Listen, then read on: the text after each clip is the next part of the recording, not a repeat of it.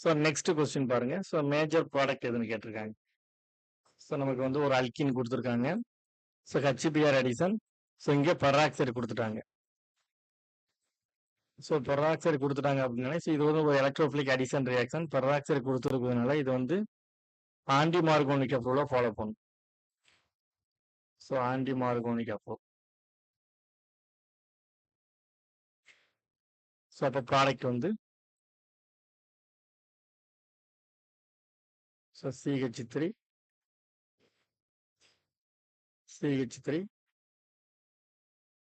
So இந்த இடத்துல bromine வரும். ஸோ இதுதான் வந்து பார்த்தீங்கன்னா மேஜர் ப்ராடக்ட்.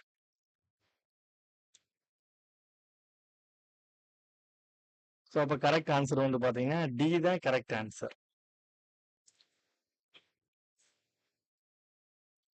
ஸோ இன்கேஸ் அவங்க வந்து வித்தவுட் பெராக்சைடு கொடுத்துருந்தாங்க. ஸோ அப்போ என்ன ஆன்சர் வரும்னு பாருங்க. So in case without peroxide. So without பெராக்சைடா இருந்ததுன்னா மார்கோனிக் ரூலை ஃபாலோ பண்ணும். So Markovnikov rule. அப்போ ஸோ ஹெச் பிளஸ் வந்து ஸோ ஃபர்ஸ்ட் அடிஷன் ஆகும்போது ஸோ மார்கோனிக் ரூல் படி வந்து அடிஷன் ஆகும். ஸோ அப்போ இங்கே வந்து பார்த்தீங்கன்னா ஒரு கார்போகேட்டையான் ஃபார்ம் ஆகும்.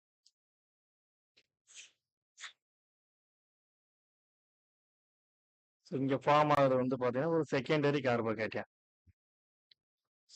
ஸோ நமக்கு எப்போல்லாம் கார்போகேட்டையான் ஃபார்ம் ஆகுதோ செகண்டரி கார்போகேட்டையான் ஃபார்ம் ஆகுதோ ஸோ பக்கத்தில் ஏதாவது 1,2 ஹைட்ரைடு ஷிப்டோ 1,2 மெத்தில் ஷிப்டோ 1,2 ஏதாவது அல்கைல் ஷிப்டோ ரிங் எக்ஸ்பென்ஷன் இருக்கு அப்படின்னா ரிங் எக்ஸ்பென்ஷன் நடந்து ஸோ இந்த மாதிரி ஷிஃப்ட் எல்லாம் நடந்து மோர் ஸ்டேபிள் கார்போஹைட்ரேட் நடக்க வாய்ப்பு இருக்கான்னு பார்க்கணும். ஃபார்ம் ஆக வாய்ப்பு இருக்கான்னு பார்க்கணும். நீங்கள் வரல டைரெக்டாக ப்ராடக்டாக போட்டுறக்கூடாது. நம்ம கிளாஸில் ஆல்ரெடி சொல்லியிருக்கோம்.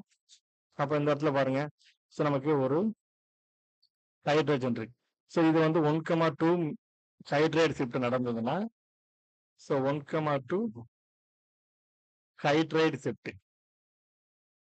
ஸோ 1,2 ஹைட்ரேட் ஷிஃப்ட் நடக்கும்போது நமக்கு ஃபார்ம் ஆகக்கூடியது ஒரு ஸ்டேபிள் கார்போகேட்டையான். ஸோ அப்போ இங்கே ஃபார்ம் ஆகக்கூடிய ஒரு டெர்ஷரி கார்போகேட்டையான் வருது இல்லையா. ஸோ அப்போ வந்து பார்த்தீங்கன்னா டெர்ஷரி வந்து மோர் ஸ்டேபிள். ஸோ இப்போதான் நமக்கு பிஆர் மைனஸ் வந்து ஸோ இங்கே அட்டாக் பண்ணும். அப்போ கிடைக்கக்கூடிய ப்ராடக்டை பாருங்க. CH3 ஸோ இந்த இடத்துல பிஆர் வருது. அப்போ நமக்கு வந்து